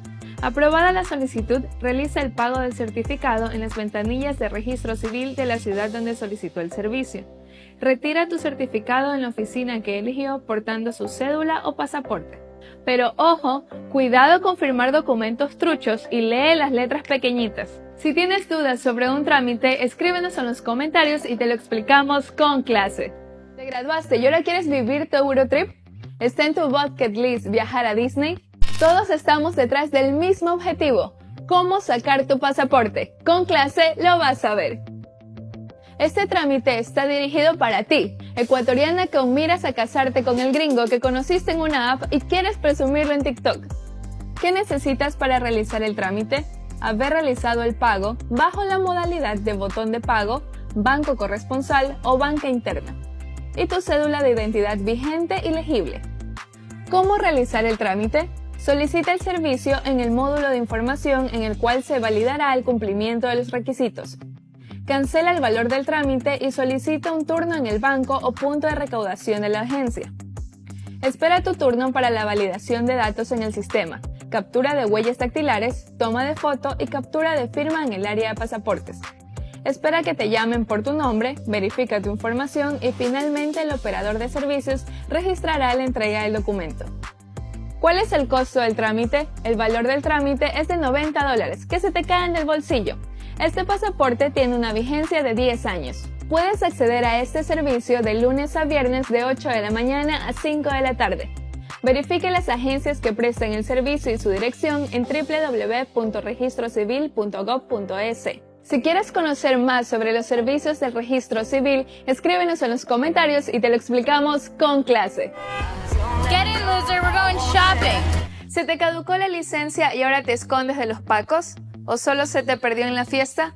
¿Cómo renovar tu licencia de conducir? Con clase lo vas a ver. Este proceso está dirigido a personas mayores de 18 años que desean renovar su licencia de conducir no profesional, tipo A, B o F. Esto puede ser realizado por personas naturales, tanto nacionales como extranjeras. ¿Qué requisitos necesitas? Original de la licencia caducada. Original del resultado del examen psicosensométrico realizado en una de las escuelas de capacitación autorizadas por la ANT, vigente y aprobado. Original de la cédula de identidad o ciudadanía. En caso de pérdida o robo de tu licencia, presentar la denuncia realizada ante el Consejo de la Judicatura. No es necesario que esté firmada o sellada por la Fiscalía. ¿Cómo hago el trámite? Ingresa a la página web de la Agencia Nacional de Tránsito. Genera la orden de pago en la página. Paga el valor del trámite en los puntos de pago autorizados. Obtén un turno en el portal web de la ANT. Acércate a la sala de espera de licencias y verifica o espera tu turno. Entrega la documentación y pagos realizados en los módulos de licencias. Realiza la actualización de datos y la evaluación teórica. Finalmente, recibe tu licencia de conducir. ¿Cuánto cuesta el trámite? Para la licencia no profesional A o B, un valor de $68 y para la no profesional tipo F, un valor de $42. ¿Quieres conocer más servicios de la Agencia Nacional de Tránsito? Escríbenos y te lo explicamos con clase. Que lo cortés no te quite lo valiente, dice una frase, pero también que el rigor no pierda el humor. Es por eso de que uno de los segmentos favoritos que se han ido posesionando en la defensa es la comidilla. Sí, todo lo que sale a raíz de los diferentes temas que parecen serios, problemáticos, que no tienen solución, pero también tienen un toque de humor. Veamos.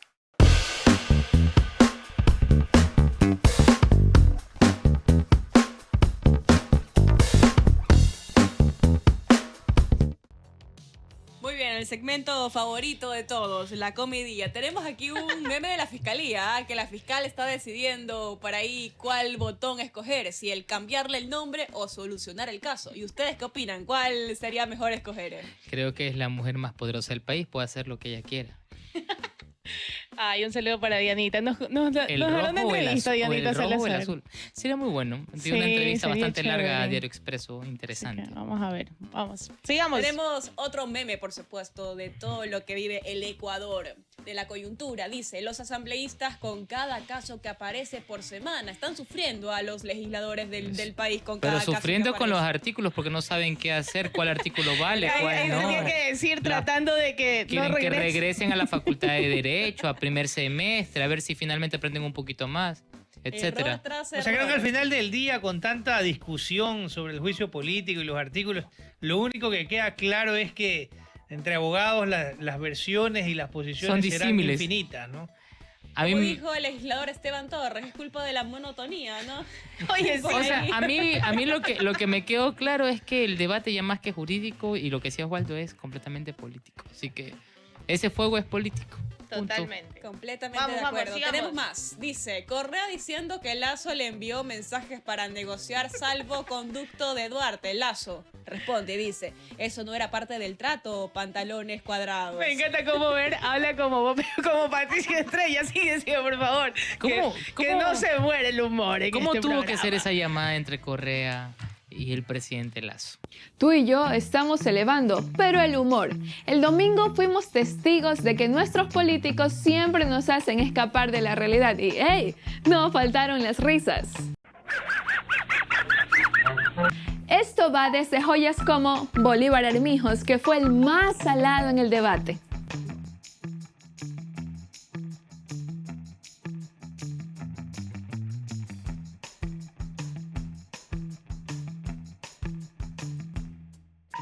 Los grandes momentos de Jan Topic que hicieron enloquecer a las ecuatorianas y a los ecuatorianos decir qué guapo está el compay. Luisa recordándoles que aquí dejó su refinería.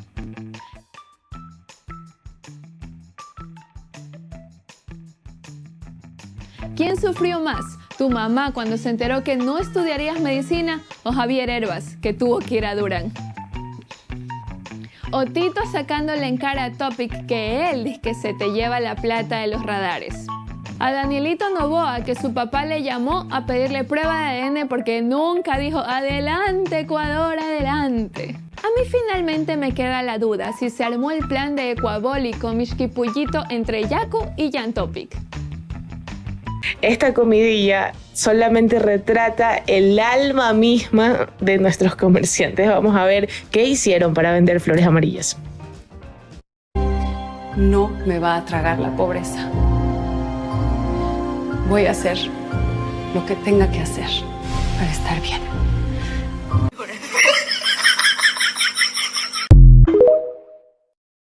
Uno de los videos de muchos que se viralizó de que estaban pintando las flores amarillas. ¿Te regalaron flores amarillas? A mí todavía no. Es la presión enseguida. Estoy atrás.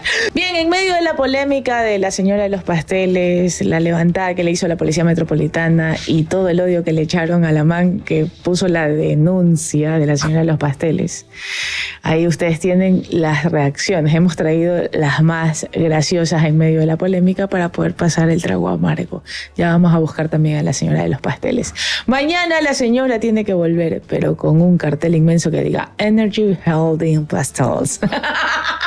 Y todos habremos ganado. Bien, siguiente, por favor. Ahí los tengo con sus autores. ¿Ustedes recuerdan esta famosa foto? Ya, los pasteles deberían ser eternos. Así, la reflexión del día. Ponme la anterior. Para los que no conocen el contexto de esta foto, ella subió esta foto. ¿Cómo se llama esta chica? Es de Rosana Queirol. Rosana Queirol. Ella subió esta foto diciendo, me dueles, Ecuador. Y todo el mundo así como que no entendemos, Rosana. Bien, siguiente. Bueno, vamos por el siguiente.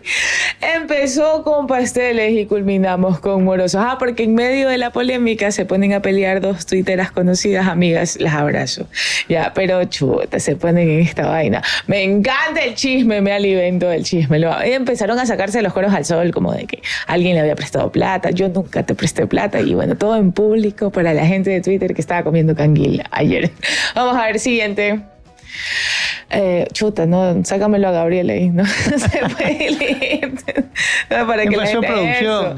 A mí lo que me preocupa es que le sigan diciendo pastel aún. Esto es importantísimo, a un bolobán.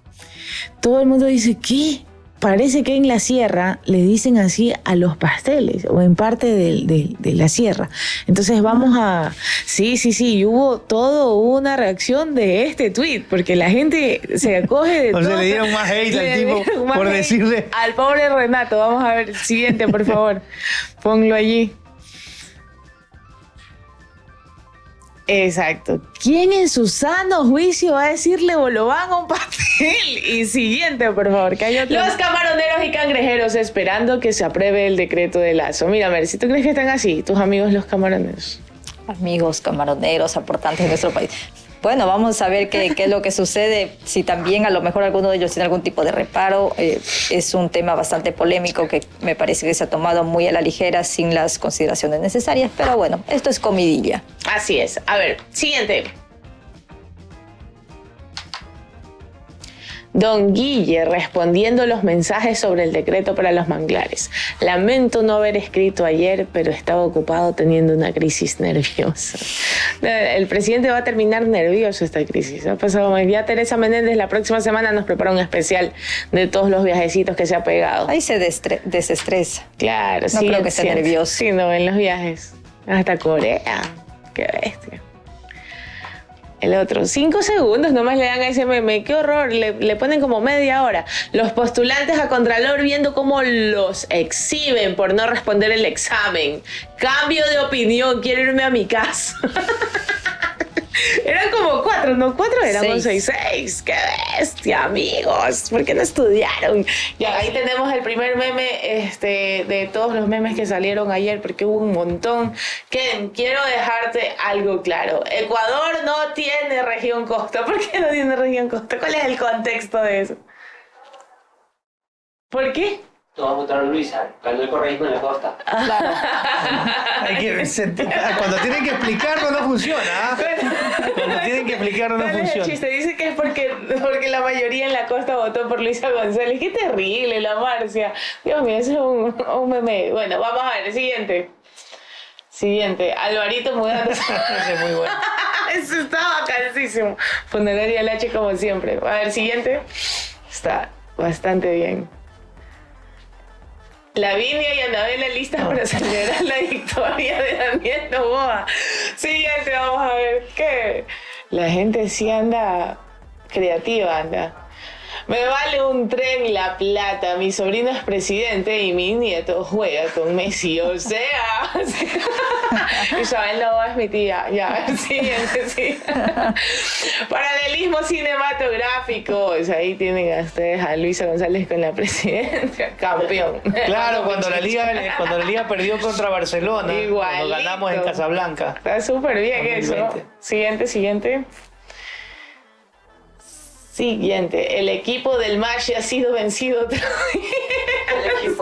Chuta, este es un meme para nosotros los que tenemos más de 30, pues ese es el equipo de Rocket. Para los que no saben, cualquier cosa les vamos a dar contexto también de estos memes. A ver, si el Mercy, por ejemplo, no sabe qué es eso. Ya, de verdad, no sé. Es de Pokémon, no, pues es el equipo de Rocket. Ya, siguiente.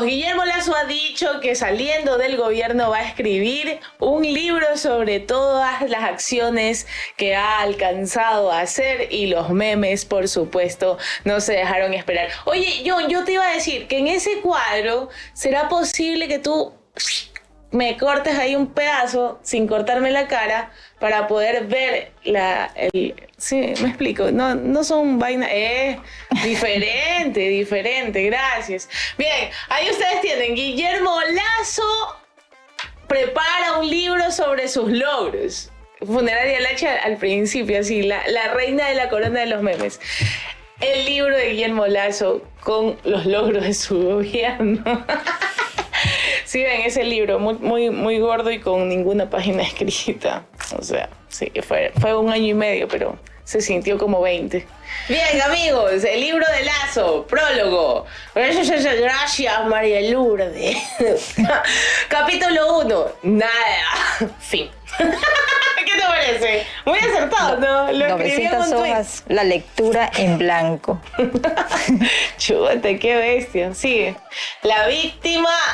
vergüenza ajena, dice. Vergüenza ajena, dice Jofre Campaña, que es un reputado abogado de nuestra república. Siguiente. Silencio, por favor, está a punto de enfermarse de algo nuevamente. Ahí lo tienen ustedes, en un meme de Los Simpson a su presidente. Voy a publicar un libro sobre 900 días como presidente. Con tu propio dinero, ¿verdad? Con tu propio dinero, ¿verdad? Muy bien, Renaquito, sigamos. Pero usted no hizo nada, señor. Ahí le ponen el gif de mi trabajo aquí ha terminado y se disipa el presidente, desaparece, se fue, voló. Este libro pudo ser un tweet. Me encanta. Eso sería todo. Me encanta. La anterior es bacasísima. Bueno, ahí ustedes tienen tarjeta roja. Me la saco. Ahí este man de Julio es el usuario que publicó eso. A propósito de la noticia que publicó la defensa, obviamente. Ya estamos, ¿no?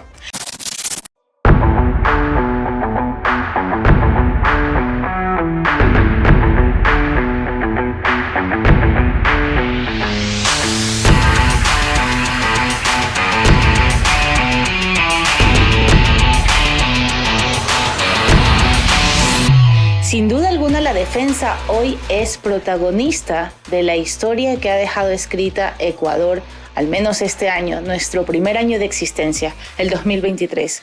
Fuimos testigos de una manera muy emocional, porque fue una situación que de verdad tocó nuestra alma, de tragedias como la de Alausí, donde estuve con Donald durante una semana viendo cómo esa gente quedó enterrada, familias enteras, un barrio completamente de luto. Fue muy fuerte para nosotros estar en el momento, pero entendíamos que afuera era necesario explicarlo, Mercy, pero no fue lo único, no solo cubrimos desastres. Así es, la política ha marcado una gran diferencia durante este 2023 y para esos desafíos nosotros, aparentemente novatos como medio de comunicación, pero con un equipo profesional muy comprometido, fuimos asumiendo cada uno de estos retos.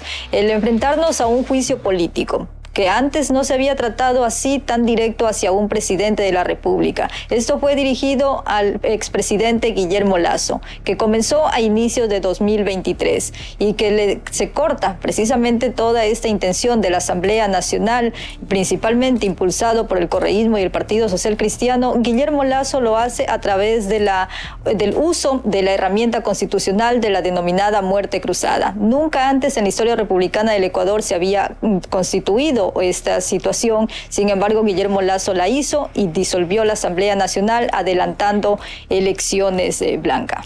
Elecciones, Mercy, que lamentablemente se vieron marcadas de sangre. El asesinato de Fernando Villavicencio en medio de un crimen que hasta hoy deja interrogantes y 9 de sus involucrados asesinados dentro de las cárceles.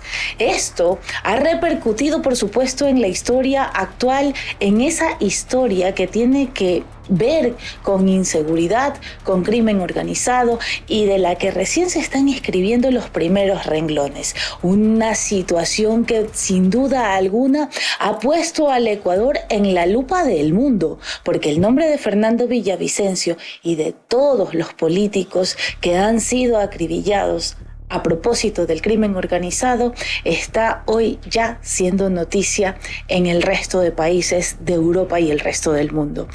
Villavicencio es sin duda la marca defensa. Estuvimos cubriendo durante todo el día lo que acontecía a propósito de ese hecho tan nefasto e hicimos reportajes de profundidad que avanzaron incluso a tener un especial completo que ustedes pueden ver en nuestro canal de YouTube.